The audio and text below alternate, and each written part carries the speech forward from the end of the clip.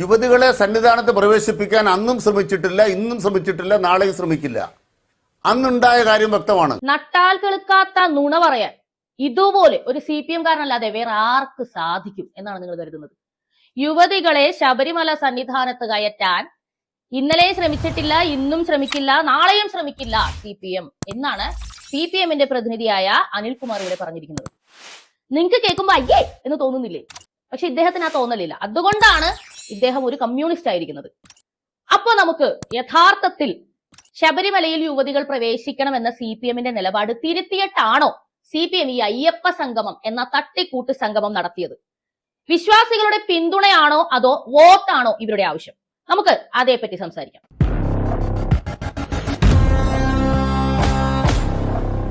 വിഷയത്തിലേക്ക് വരുന്നതിന് മുമ്പായി സംഭാവനകളുടെ കാര്യം ഓർമ്മിപ്പിക്കുകയാണ്. പബ്ലിക് ഒപ്പീനിയൻ ഇപ്പോൾ മുൻപോട്ട് പോകുന്നത് ഇത് കാണുന്ന പ്രേക്ഷകർ നൽകുന്ന സാമ്പത്തികമായിട്ടുള്ള ഒരു പിന്തുണ കൊണ്ടാണ്. എന്തുകൊണ്ടാണ് പബ്ലിക് ഒപ്പീനിയൻ സാമ്പത്തികമായിട്ടുള്ള ഒരു പിന്തുണ ആവശ്യപ്പെടുന്നത് എന്ന് വെച്ചാൽ, നമ്മുടെ കുറെ ഹേറ്റേഴ്സ് ആയിട്ടുള്ള ആൾക്കാർ നമ്മുടെ വീഡിയോസ് നമ്മൾ ഇനി ചെയ്യാതിരിക്കാൻ വേണ്ടിയിട്ട് നമ്മുടെ വീഡിയോ കോൺസ്റ്റന്റ് ആയിട്ട് റിപ്പോർട്ട് അടിച്ചതുകൊണ്ട് നമ്മുടെ ചാനലിന്റെ വ്യൂ ബേസ് ഇറങ്ങിപ്പോയിരിക്കുകയാണ്. അപ്പൊ കാണുന്ന ആളുകളുടെ വ്യൂ ബേസ് കുറഞ്ഞു, യൂട്യൂബിന്റെ റെക്കമെൻഡേഷൻ കുറഞ്ഞു. അങ്ങനെ വന്നപ്പോൾ നമ്മുടെ മോണിറ്റൈസേഷനെ ബാധിച്ചു, നമുക്ക് വരുമാനമില്ലാത്ത അവസ്ഥയായി. അങ്ങനെ ചാനൽ മുൻപോട്ട് പോകില്ല എന്നൊരു ഒരു അവസ്ഥ വന്നപ്പോഴാണ് നിങ്ങളോട് നമ്മൾ സാമ്പത്തിക പിന്തുണ അഭ്യർത്ഥിച്ച് രംഗത്ത് വന്നത്. നല്ല രീതിയിൽ തന്നെ നിങ്ങൾ നമ്മളെ സപ്പോർട്ട് ചെയ്യുന്നുണ്ട്. അപ്പൊ കുറച്ച് നാളുകൾക്കുള്ളിൽ ഈ പ്രശ്നം നമുക്ക് സോർട്ട് ചെയ്യാൻ സാധിക്കും. അതുവരെയും നിങ്ങളുടെ അകമഴിഞ്ഞ പിന്തുണ വേണമെന്ന് തന്നെയാണ് അഭ്യർത്ഥിക്കുന്നത്. അതിന് സാധിക്കാത്തവര് വീഡിയോ കണ്ടും ലൈക്ക് ചെയ്തും ഷെയർ ചെയ്തും ഒക്കെ നമ്മുടെ റീച്ച് പഴയ നിലയിലേക്ക് കൊണ്ടുവരാനും നമ്മളെ സഹായിക്കാവുന്നതാണ്. മാക്സിമം കമന്റ് ഇടാനും കൂടി ശ്രദ്ധിക്കുക. അപ്പോ നമുക്ക് വിഷയത്തിലേക്ക് വരാം. ശബരിമലയിൽ സത്യത്തിൽ CPM-ന്റെ നിലപാട് ഇപ്പോൾ എന്താണ്? അവര് ആചാരം സംരക്ഷിക്കാനാണ് ശ്രമിക്കുന്നതെന്നൊക്കെയാണ് ഇപ്പോൾ പറയുന്നത്. എന്നാൽ യുവതി പ്രവേശനം എന്ന കാര്യം ബലം പ്രയോഗിച്ച് ഈ സർക്കാർ നടപ്പിലാക്കാൻ ശ്രമിച്ചത് രണ്ട് കണ്ണുകൊണ്ട് കണ്ട വ്യക്തികളാണ് നമ്മൾ എല്ലാവരും. നമ്മളോട് ഇവർ പറയുന്ന നുണകൾ, പച്ച നുണകൾ, അത് നമ്മൾ കേട്ടിരിക്കേണ്ടത് വളരെ അത്യാവശ്യമാണ്. എത്രത്തോളം ആട്ടിൻ തോലിട്ട ചെന്നായികളാണ് ഇവരെന്നുള്ളത് നമ്മൾ തിരിച്ചറിയേണ്ടത് വളരെ അത്യാവശ്യമാണ്. അടുത്ത തവണ വോട്ട് ചെയ്യുമ്പോൾ ചിന്തിക്കാൻ വേണ്ടി. അപ്പോ ആ ന്യായീകരണ വാചകങ്ങളിലേക്ക് കിടക്കാം. ഞങ്ങൾ ശബരിമലയിൽ ചോര ഒഴുക്കാൻ പോയില്ല. ഞങ്ങൾ ശബരിമലയിലേക്ക് നവോത്ഥാന ജാഥ നടത്തിയില്ല. ശബരിമലയ്ക്കകത്തേക്ക് നവോത്ഥാന ജാഥയായിട്ട് ഞങ്ങളാരും പോയില്ല. ഞങ്ങൾ ആ സന്ദർഭത്തിൽ ഭരണഘടനാപരമായി ഉയർന്നു വന്നൊരു വിഷയത്തിനകത്ത് ജനങ്ങൾക്കിടയിൽ വിശദീകരിക്കാൻ ജനങ്ങളിലേക്ക് പോയി. നവോത്ഥാനം അതിലെന്ന് പറഞ്ഞ ശബരിമലയ്ക്കകത്തല്ല നടത്തിയത്, നാട്ടിലെ ജനങ്ങളെ സംഘടിപ്പിച്ച് ജനങ്ങൾക്കിടയിലാണ് നടത്തിയത്. രാഷ്ട്രീയമായി ഞങ്ങളുടെ നിലപാട് അവിടെ വിശദീകരിച്ചിട്ടുണ്ട്. ഒരു ഭരണഘടനാ കോടതി ഒരു കാര്യം പറഞ്ഞാൽ അത് നടപ്പാക്കാനുള്ള സർക്കാരിന്റെ ബാധ്യതയും ആ ഭരണഘടനയെ ഉയർത്തിപ്പിടിക്കുന്ന വ്യക്തമായ കാര്യങ്ങൾ ഞങ്ങൾ ജനങ്ങളുടെ മുന്നിൽ പറഞ്ഞു. ആ പറഞ്ഞ കാര്യത്തിൽ ഇന്നും ഞങ്ങൾ ഉറച്ചു നിൽക്കുന്നു. ക്ലിയർ ആണുള്ള കാര്യം. അന്ന് പറഞ്ഞ അതേ നിലപാട് തന്നെയാണ് ഇപ്പോഴും. ഈ പറഞ്ഞതെല്ലാം സത്യമാണ്, 100% സത്യമാണ്. ഇവര് ചോര ഒഴുക്കാനൊന്നും പോയില്ല. പക്ഷെ ഇവര് ചോര ഒഴുക്കിച്ചു. ചോര ഒഴുക്കാൻ വേണ്ടി ഇവര് വന്നു എന്ന് പറയുന്ന ഇവർ ആരോപിക്കുന്നത് RSS, BJP എന്നൊക്കെ പറഞ്ഞാലും നമുക്കറിയാം കുറെ നിസ്സഹായരായ അമ്മമാരാണ് അവിടെ നാമജപങ്ങളുമായിട്ട് ഇരുന്നത് അയ്യപ്പന്റെ മുമ്പിൽ. അവരത്രയും നിസ്സഹായരായതുകൊണ്ടാണ് നിങ്ങളുടെ പോലീസ് അവരെ തല്ലിച്ചതച്ചത്. അവരുടെ ചോര നിങ്ങളവിടെ ഒഴുക്കി. രാഷ്ട്രീയ മുതലെടുപ്പിനൊന്നും പോയില്ല. പകരം നിങ്ങൾ വീടുകളിൽ ചെന്ന് കുത്തിത്തിരിപ്പാണ് ഉണ്ടാക്കിയത്. അത് തന്നെ അനിൽകുമാർ പറഞ്ഞ അതേ സംഗതി തന്നെയാണ് നടന്നത്. നിങ്ങൾ വീടുകളിൽ പോയി ആൾക്കാരെ രംഗത്തിറക്കി വനിതാ മതിൽ കെട്ടി, അതെ ശബരിമലയ്ക്ക് അകത്തല്ല പുറത്ത് വനിതാ മതിൽ കെട്ടി, അതിന്റെ മറവിൽ പോലീസ് പ്രൊട്ടക്ഷനോടുകൂടി 2 യുവതികളെ നിങ്ങൾ ശബരിമലയിൽ പ്രവേശിപ്പിച്ചു. നിങ്ങൾ പറയുന്നുണ്ട് കോടതി വിധി വന്നാൽ അത് നടപ്പിലാക്കാനുള്ള ഭരണഘടനാപരമായ ഉത്തരവാദിത്വം സർക്കാരിനുണ്ട്. അപ്പൊ വിശ്വാസികളുടെ വികാരങ്ങൾ പ്രശ്നമല്ല, ആചാരം സംരക്ഷിക്കണം എന്നുള്ള സംസാരം ഇപ്പൊ ഇവര് പറയുന്നുണ്ട്. പലപ്പോഴും ചർച്ച ചെയ്ത് തീരുമാനിക്കാനാണ് ഇവര് സംഗമം നടത്തുന്നത്. പക്ഷെ അന്ന് വിശ്വാസികളോട് ഒരു ചർച്ചയും ഇവർ ചെയ്തില്ല എന്നുള്ളതാ. അന്ന് ആ കാര്യങ്ങളൊന്നും പ്രസക്തമല്ലായിരുന്നു. അതേ നിലപാട് തന്നെയാണ് ഇപ്പോഴും എന്നാണ് CPM-ന്റെ പ്രതിനിധി ഇവിടെ പറയുന്നത്. വിശ്വാസികളെ നിങ്ങളാണ് കേൾക്കേണ്ടത്. നിങ്ങളോട് അന്നെടുത്ത അതേ നിലപാട്, തെറി ജപങ്ങളാണ്, തെറി ഘോഷയാത്രയാണ് നടത്തിയത് എന്നാണ് മുഖ്യമന്ത്രി പറഞ്ഞത്. നാമജപ ഘോഷയാത്രയാണ്. അതേ നിലപാടാണ് ഇപ്പോഴും. 2 സ്ത്രീകളെ കയറ്റി, അന്ന് ഹർത്താൽ ഉണ്ടായി, 3ാമതൊരു സ്ത്രീ കയറി എന്ന നിലയിൽ ഒരു വാർത്ത വന്നപ്പോൾ ഇന്ന് ഹർത്താൽ ഒന്നുമില്ലേ എന്ന് പരിഹസിച്ച അതേ നിലപാട് തന്നെയാണ് ഇപ്പോഴും. അന്ന് വിശ്വാസികൾക്കെതിരാണ്, നിങ്ങൾക്കെതിരാണ് എന്ന് നിങ്ങൾക്ക് തോന്നിയിട്ടുണ്ടെങ്കിൽ ഇപ്പോഴും അങ്ങനെ തന്നെയാണ്. ആ നിലയിൽ തന്നെ നിന്നുകൊണ്ടാണ്, അതേ നിലപാടിൽ നിന്നുകൊണ്ടാണ് അയ്യപ്പ സംഗമം നടത്തുന്നതും ശബരിമല അയ്യപ്പന്റെ പേരും പറഞ്ഞ് അതൊരു വലിയ തീർത്ഥാടന കേന്ദ്രമാക്കി മാറ്റി വലിയ രീതിയിൽ അവിടെ നിന്നും ഒരു പണം ഉണ്ടാക്കുന്ന രീതിയിൽ ഒരു ലാഭം ഉണ്ടാക്കാം എന്നൊരു ചിന്തയോടുകൂടി ഇത് ചെയ്യുന്നു എന്നുള്ളത് നിങ്ങൾ മനസ്സിലാക്കുക. അടുത്തത് പറയുന്നത് നിങ്ങൾ ശ്രദ്ധിക്കുക, ഞാൻ തുടക്കത്തിൽ കേൾപ്പിച്ച അതേ കാര്യങ്ങളാണ്. എത്ര പച്ച നുണയാണ് ഉളുപ്പില്ലാതെ പറയുന്നത് എന്ന് കേൾക്കുക. യുവതികളെ സന്നിധാനത്ത് പ്രവേശിപ്പിക്കാൻ അന്നും ശ്രമിച്ചിട്ടില്ല, ഇന്നും ശ്രമിച്ചിട്ടില്ല, നാളെയും ശ്രമിക്കില്ല. എന്തോ എങ്ങനെ? അയ്യടാ, കേരള പോലീസിന്റെ പ്രൊട്ടക്ഷനോട് കൂടിയാണ് രണ്ട് യുവതികൾ അന്ന് ശബരിമലയിൽ പ്രവേശിച്ചത്. നിങ്ങൾ ഇവിടെ കൂടി നവോത്ഥാന മതിൽ കെട്ടിയിട്ട് അതിന്റെ പിറകിൽ കൂടി നിങ്ങൾ ചെയ്ത സംഗതി. അന്ന് മുഖ്യമന്ത്രി ചിരിച്ച ചിരി ദാ എന്റെ കണ്ണു മുമ്പിലുണ്ട്. ഞാനിത് പറയുമ്പോൾ നിങ്ങൾക്ക് ഓരോരുത്തർക്കും അത് ഓർമ്മ വരും. വിജയിച്ചൊരു ചിരി അന്ന് കയറി തുടങ്ങിയതാ ആശുപത്രികളിൽ, ഇന്ന് വരെ ഇറങ്ങിയിട്ടില്ല. അയ്യപ്പനെ തൊട്ടതിന്റെ അല്ല എന്ന് നിങ്ങൾക്ക് തന്നെ പറയാൻ പറ്റുമോ? പറ്റില്ല. നിങ്ങളുടെ പാപം ശരിക്കും പറഞ്ഞാൽ വീതിച്ച് പാവപ്പെട്ട ജനങ്ങളുടെ മേത്ത് കൊടുക്കാൻ വേണ്ടിയിട്ടല്ലേ നിങ്ങൾ അയ്യപ്പ സംഗമം നടത്തിയത്? അത് നിങ്ങൾ ഒറ്റയ്ക്ക് ചുമന്നാ മതി. വേറെ ഗതികേട് കൊണ്ട് കുറച്ചു പേര് അവിടെ വന്ന് ഇരിക്കേണ്ടി വന്നു. അവരുടെ കാര്യം ദൈവത്തിന് അറിയാം. അയ്യപ്പൻ ഇനി അതെന്താക്കുന്നു? അന്ന് തുടങ്ങിയ പ്രളയം, അന്ന് തുടങ്ങിയ ദുരിതം കേരളത്തിനെ പിടിച്ച ഒരു ബാധ പോലെ ഇന്നും മാറിയിട്ടില്ല. വീണ്ടും അയ്യപ്പന്റെ ദേഹത്തേക്ക് കയറി നിങ്ങൾ വോട്ടിന് വേണ്ടി ഒരു രാഷ്ട്രീയ കളി കളിക്കുമ്പോൾ ദാ ഇന്നലെയും കയറ്റിയിട്ടില്ല എന്നാ പറയുന്നത്. ഇന്നലെ നടന്ന ഒരു സംഭവം, നമ്മളെല്ലാം വിറ്റ്നസ് ആയ സംഭവം, സാക്ഷികളായ സംഭവം നമ്മുടെ കണ്ണു മുന്നിൽ നടന്നിട്ടില്ല എന്ന് നാവ് കൊണ്ട് സ്ഥാപിക്കാൻ ശ്രമിക്കുകയാണ് ഈ സഖാവ്. ഇതാണ് സഖാക്കന്മാരുടെ പ്രത്യേകത. ഇവർ ആടിനെ പട്ടിയാക്കും. നടന്ന സംഭവം നടന്നില്ല എന്ന് കോടതിയിലും പറയും, ജനങ്ങൾക്ക് മുന്നിലും പറയും. ഒരു ഉളുപ്പില്ല, ഒരു ഉളുപ്പും. സുപ്രീം കോടതിയുടെ നിലപാട് അവർക്ക് തന്നെ ഈ വിധിയെക്കുറിച്ച് സംശയമാണ്. സുപ്രീം കോടതിക്ക് തന്നെ ഇക്കാര്യത്തിൽ വ്യക്തത ഇല്ലാത്തടത്തോളം കാലം. കണ്ടോ നിലപാട് ഇപ്പോഴെന്താണ് നിങ്ങളുടെ?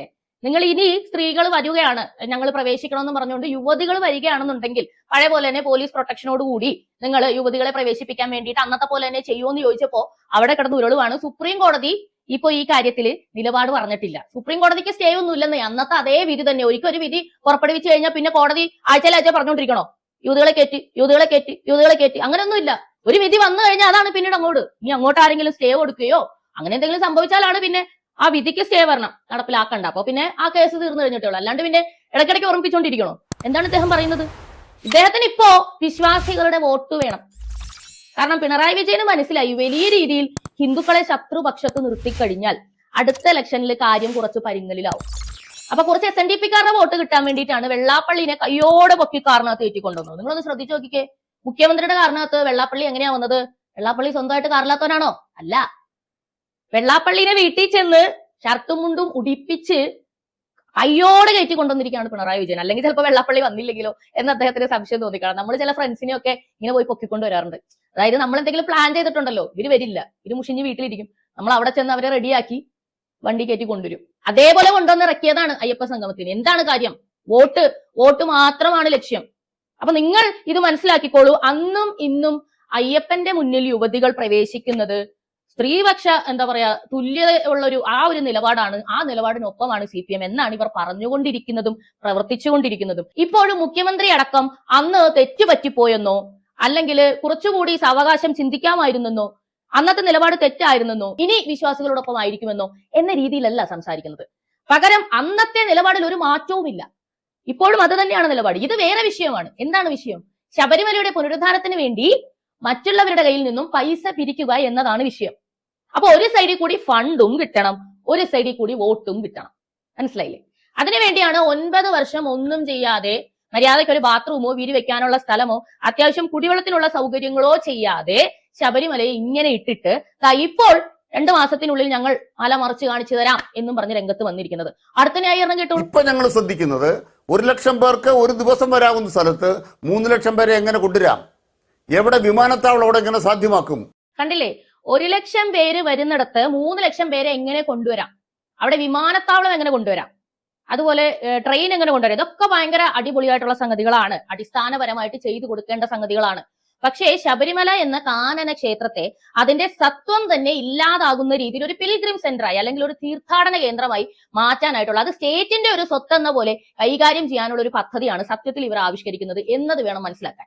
ഇവർ പലപ്പോഴായിട്ട് ഇത് പറയുന്നുണ്ട്. നല്ല രീതിയിൽ ശബരിമലയുടെ പേരിൽ ഈ അയ്യപ്പ സംഗമം നടത്തിയിട്ട് ഫണ്ടിങ് നടത്തിയിട്ടുണ്ട്. ഏറ്റവും കൂടുതൽ പൈസ കൊടുക്കുന്ന ആള് ഡയമണ്ട് സ്വാമിയാണ്, അതിലും കുറവ് കൊടുക്കുന്ന ആള് ഗോൾഡ് സ്വാമിയാണ്, അതിലും കുറവ് കൊടുക്കുന്ന ആള് സിൽവർ സ്വാമിയാണ്. ഇതുവരെ ശബരിമലയിൽ ആ ക്ഷേത്രത്തിൽ പോകുന്ന വ്രതം എടുത്തു പോകുന്ന ഓരോ വ്യക്തികളും സ്വാമിമാരാണ്. അങ്ങനെയാണ് സംബോധന ചെയ്യുന്നത് പോലും. തത്വമസി എന്നതിന് അർത്ഥം തന്നെ അതല്ലേ, അത് നീയാകുന്നു എന്നതല്ലേ അതിനർത്ഥം. അപ്പൊ അതുപോലും ഇല്ലാതാക്കിക്കൊണ്ട് പ്ലാറ്റിനം സ്വാമി, ഗോൾഡ് സ്വാമി അല്ലെങ്കിൽ സിൽവർ സ്വാമി എന്നൊക്കെ തരംതിരിക്കുന്ന രീതിയിൽ ഇവർ പ്ലാൻ ചെയ്യുന്നത് വലിയ രീതിയിൽ സർക്കാരിന് ഫണ്ട് കളക്ട് ചെയ്യാൻ പറ്റുന്ന ഒരു കേന്ദ്രമായിട്ടാണ് ഇവർ ശബരിമലയെ കാണുന്നത്. ഇത് ഇതുപോലെ തീർത്ഥാടന കേന്ദ്രങ്ങൾ മറ്റു മതസ്ഥരുടേത് കേരളത്തിൽ ഇല്ലാഞ്ഞിട്ടല്ല. പക്ഷെ അവിടെയൊന്നും ഇത് ചെയ്യാൻ ധൈര്യമില്ലാത്ത സർക്കാരിന് ഹിന്ദുക്കളുടെ ഒരു ക്ഷേത്രത്തിൽ വളരെ ധൈര്യത്തോടു കൂടി ഇതെല്ലാം ചെയ്യാൻ സാധിക്കുന്നു എന്നുള്ളത് വളരെ ദുഃഖകരമാണ്. കണ്ടു നിൽക്കാൻ ശരിക്കും പറഞ്ഞു കഴിഞ്ഞാൽ എന്തുകൊണ്ട് നിങ്ങൾ ആരും പ്രതികരിക്കുന്നില്ല, അല്ലെങ്കിൽ എന്തുകൊണ്ട് ഇവർ ഇത്ര ധൈര്യത്തോടു കൂടി ചെയ്യുന്നു എന്നൊരു ചിന്തയാണ് വരുന്നത്. ഇപ്പൊ റോപ്പ് വേ ഒക്കെ കണക്ട് ചെയ്യുക എന്ന് പറഞ്ഞു കഴിഞ്ഞാൽ കുറച്ചും കൂടി മല കയറി വരാനൊക്കെ ആരോഗ്യമില്ലാത്ത ആളുകളെ വളരെ ഈസി ആയിട്ട് മലയുടെ മേളിൽ എത്തിക്കുന്ന രീതിയിലാണ് ഇവർ പ്ലാൻ ചെയ്യുന്നത്. അപ്പൊ ഇവര് പ്ലാൻ ചെയ്യുന്നത് തീർച്ചയായും നല്ലൊരു ഫണ്ട് കളക്ടിങ് സെന്റർ എന്ന രീതിയിലാണ്. ഇപ്പൊ പ്രതിമ പണിതാൽ പട്ടിണി മാറുമോ എന്നൊക്കെ പറയുന്ന ആൾക്കാർക്ക് നന്നായിട്ട് അറിയാം പ്രതിമയിലൂടെ അതൊരു എന്താ പറയാ ഒരു വിസിറ്റിംഗ് സെന്റർ ആയിട്ട് നല്ല രീതിയിൽ സർക്കാരിലേക്ക് ഫണ്ട് വരും. അപ്പൊ അതുപോലെ യൂസ് ചെയ്യാൻ വേണ്ടിയിട്ട് ഇവരിത് ഈ ഒരു ക്ഷേത്രത്തെ ഉപയോഗിക്കുകയാണ്. വളരെ സങ്കടകരമായ ഒരു അവസ്ഥയാണ്. ഒരിക്കലും ഒരു ആരാധനാലയത്തെ ഇങ്ങനെയല്ല കൈകാര്യം ചെയ്യേണ്ടത്. എന്നിട്ട് വിശ്വാസികളോടൊപ്പമാണ് എന്ന് പറയുകയും ചെയ്യുന്നു. നിങ്ങൾക്ക് തോന്നുന്നുണ്ടോ CPM വിശ്വാസികളോടൊപ്പമാണെന്ന്? പൂർണ്ണമായും വിശ്വാസികളെ സംരക്ഷിക്കും. പൂർണ്ണമായും വിശ്വാസികളെ സംരക്ഷിക്കും. എങ്ങനെ സംരക്ഷിക്കും? വനിതാ മതിൽ എന്ന പേരില് കാണിച്ചു കൂട്ടിയ ഒരു സംഗതി വിശ്വാസികളുടെ എന്തെങ്കിലും പരിപാടിയായിരുന്നോ? അല്ല, ഇപ്പോൾ അയ്യപ്പ സംഗമം എന്ന പേരില് കുറെ ദേവസ്വം ബോർഡ് ജീവനക്കാരെ കൊണ്ടുവന്നിരുത്തി മുഖ്യമന്ത്രിയുടെ പ്രസംഗമൊക്കെ കേൾപ്പിച്ചല്ലോ. AC-ലൊക്കെ വന്നിരുന്ന് നല്ല അടിപൊളിയായിട്ട് അവർ ഉറങ്ങുമായിരുന്നു. കണ്ട 1-2 ചെയറുകളിൽ കണ്ട കാഴ്ചയാണ് പറയുന്നത്. ബാക്കി ചെയറുകളാണെങ്കിൽ കാലിയായിരുന്നു. അത് പിന്നെ AI ആണല്ലോ, കുഴപ്പമില്ല. AI ആയിക്കോട്ടെ. അതാണോ നിങ്ങൾ ഉദ്ദേശിക്കുന്ന വിശ്വാസികൾ? അവർക്ക് വേണ്ടിയാണോ നിങ്ങൾ ചെലവഴിക്കും പറയുന്നത്? അപ്പൊ ദേവസ്വം ബോർഡിനെ കാര്യമായിട്ട് പണിത് നല്ല രീതിയിൽ ഇപ്പൊ ദ്വാരപാലകന്മാരുടെ 4 കിലോ കാണാതായിട്ടുണ്ടല്ലോ, അതുപോലെ നല്ലപോലെ പരിപോഷിപ്പിക്കാൻ വേണ്ടിയിട്ടുള്ള പരിപാടികളാണ് ഈ ചെയ്യുന്നത് അല്ലെ? അപ്പൊ വിശ്വാസികളോടാണ് എനിക്ക് പറയാനുള്ളത്, കപട വിശ്വാസികളെ തിരിച്ചറിയണം. ശരിക്കും പറഞ്ഞാൽ ബൈബിളില് ഒരു കോട്ടുണ്ട്, അവസാന സമയത്ത് ഭക്തിയുടെ വേഷം ധരിച്ച് അതിന്റെ ശക്തി ത്യജിക്കുന്ന ആളുകൾ ഈ ലോകത്തുണ്ടാവുന്നു. അങ്ങനെ കുറെ ആളുകൾ ഇവിടെ ഇറങ്ങിയിട്ടുണ്ട്. അവര് പുറമെ ഞങ്ങൾ ആചാരം സംരക്ഷിക്കും, ഞങ്ങൾ ഭക്തരെ സംരക്ഷിക്കും, ഞങ്ങൾ ഭക്തരോടൊപ്പമാണ് എന്നൊക്കെ പറഞ്ഞുകൊണ്ടാണ് രംഗത്ത് ഇറങ്ങുക. പക്ഷെ യഥാർത്ഥത്തിൽ അതൊന്നുമല്ല കളി. ഇവരുടെ ഉദ്ദേശം മറ്റു പലതുമാണ്. അപ്പൊ ആ ഉദ്ദേശത്തിന് നിന്ന് കൊടുക്കാതിരിക്കുക എന്നുള്ളതാണ് നിങ്ങളെ സംബന്ധിച്ച് ഏറ്റവും വലിയ ഉത്തരവാദിത്തം. പ്രബുദ്ധരായ ജനത അല്ലെങ്കിൽ ഉത്തരവാദിത്തമുള്ള ജനത എന്ന് പറയുന്നത് നമുക്ക് അർഹരായിട്ടുള്ള അല്ലെങ്കിൽ കുറച്ചും കൂടി IQ ലെവലെങ്കിലും ഉയർന്ന ലെവലിലും നിൽക്കുന്ന ആളുകൾ, അതുപോലെ തന്നെ ജനങ്ങൾക്ക് വേണ്ടി ചിന്തിക്കുന്ന ആളുകൾ, അങ്ങനെയുള്ള ആളുകൾക്ക് വോട്ട് ചെയ്യണം. അപ്പൊ ഇങ്ങനെയുള്ള കാര്യങ്ങളെല്ലാം നമ്മൾ അറിയണം. ഇവര് എന്തിനു വേണ്ടിയാണ് ശ്രമിക്കുന്നത്? ഇവർ ആചാരം സംരക്ഷിക്കാനാണോ ശ്രമിക്കുന്നത്?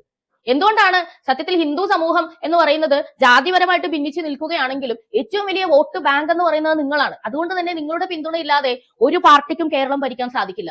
നിങ്ങൾക്ക് നിങ്ങളുടെ ആ ശക്തി തിരിച്ചറിയാൻ സാധിക്കണം. സാമുദായിക നേതാക്കന്മാരെല്ലാം പിണറായി വിജയനോടൊപ്പം നിൽക്കുന്നത് അവരുടെ സ്വന്തം താല്പര്യങ്ങൾക്ക് വേണ്ടിയിട്ടാണ്. അവരെ കൊണ്ട് നിങ്ങൾക്ക് എപ്പോഴെങ്കിലും പ്രയോജനം ഉണ്ടായിട്ടുണ്ടോ? ഇപ്പൊ വെള്ളാപ്പള്ളി നടേശനൊക്കെ എത്ര അധികം കോളേജുകളുണ്ട്, എന്നാൽ അദ്ദേഹത്തിന്റെ സമുദായത്തിൽപ്പെട്ട കുട്ടികളെ എത്ര പേരെ ഫ്രീ ആയിട്ട് അദ്ദേഹം അവിടെ പഠിപ്പിച്ചിട്ടുണ്ട്? എത്ര പേർക്ക് അദ്ദേഹത്തിന്റെ ഈ പ്രസ്ഥാനങ്ങൾ കൊണ്ട് പ്രയോജനം ഉണ്ടായിട്ടുണ്ട്? NSSന്റെ കാര്യം നോക്കൂ. ഇപ്പോ നായർ സമുദായത്തിൽ തന്നെ പെട്ട എത്ര ആളുകൾക്ക് NSSന്റെ നേതൃത്വത്തിലുള്ള ആ ഒരു നിലപാടിനോട് യോജിപ്പുണ്ട്. അപ്പൊ ഇതെല്ലാം വോട്ട് ബാങ്കായി മാറുമ്പോൾ, ഇതെല്ലാം അവരുടെ സ്വന്തം താല്പര്യത്തിനനുസരിച്ച് മാറുമ്പോൾ നമ്മളോടൊപ്പം നിൽക്കാൻ നമ്മൾ മാത്രമേ ഉള്ളൂ എന്ന് തിരിച്ചറിയാം.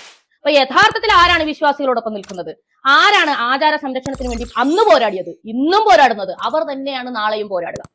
അധികാരം എന്നത് മാത്രം CPMന്റെ കയ്യിൽ ഇപ്പോൾ ഇരിക്കുന്നത് കൊണ്ട് അവർക്ക് ഇഷ്ടത്തിനാടും. ഈ പറയുന്നത് പോലെ ചെയ്തൊരു കാര്യം ചെയ്തില്ലെന്ന് പറയും. യാതൊരു ഉളുപ്പില്ലാതെ ജനങ്ങളുടെ മുമ്പിൽ വന്ന് പറയാൻ മുഖ്യമന്ത്രിക്കോ ഈ പറയുന്ന ന്യായീകരണ തിലകങ്ങൾക്കോ ഒന്നും യാതൊരു രീതിയിലുള്ള ബുദ്ധിമുട്ടുമില്ല. അതിൽ വീണു പോവാതിരിക്കുക. ചിലപ്പോൾ ഇലക്ഷൻ അടുക്കുമ്പോഴത്തേക്ക് വീണ്ടും കിറ്റ് പോലെയുള്ള സംഗതികളുമായിട്ട് ഇറങ്ങും. അതെല്ലാം ഗിമ്മിക്കുകളാണ്. ഒരിക്കൽ കിറ്റിലും പെൻഷനിലും ഒക്കെ വീണു പോയവരാണ് നിങ്ങൾ. 5 വർഷം നിങ്ങൾ അനുഭവിക്കേണ്ടി വരും എന്നത് ഓർത്തുകൊണ്ട് അടുത്ത തവണയെങ്കിലും വോട്ട് ചെയ്യുമ്പോൾ നോക്കി ചെയ്യുക. എനിക്ക് തീർച്ചയായും പ്രതീക്ഷയുണ്ട്. ഞാൻ നിങ്ങളെ ഇതുപോലുള്ള കാര്യങ്ങൾ അറിയിച്ചുകൊണ്ടേയിരിക്കും. കാണുക, തിരിച്ചറിയുക, നമ്മുടെ അവകാശങ്ങൾക്ക് വേണ്ടി പോരാടുക. ഗവൺമെന്റിൽ നിന്ന് ലഭിക്കുന്നതൊന്നും ആനുകൂല്യങ്ങളല്ല, ഇവിടത്തെ പൗരാവകാശങ്ങളാണ്. നമുക്ക് ഓരോരുത്തർക്കും ലഭിക്കേണ്ട സംഗതിയാണ്. ഒരു സൗജന്യ കിറ്റിനൊന്നും കൈനീട്ടി ഇരിക്കേണ്ടവരല്ല നമ്മളൊക്കെയും ഫിനാൻഷ്യലി അത്രയധികം നല്ല സ്കെയിലിൽ നിൽക്കാൻ അർഹതപ്പെട്ടവരാണ്. ഇപ്പൊ GSTയുമായിട്ട് വന്ന മാറ്റം കൊണ്ട് കേരളത്തിന്റെ സാമ്പത്തിക സ്ഥിതിയുടെ യഥാർത്ഥ മുഖം വെളിച്ചത്ത് വന്നിരിക്കുകയാണ്. അതിനെപ്പറ്റിയിട്ട് ഒരു വീഡിയോ ഞാൻ അടുത്ത് ചെയ്യുന്നുണ്ട്. അപ്പൊ തുടർന്ന് കാണുക പബ്ലിക് ഒപ്പീനിയൻ.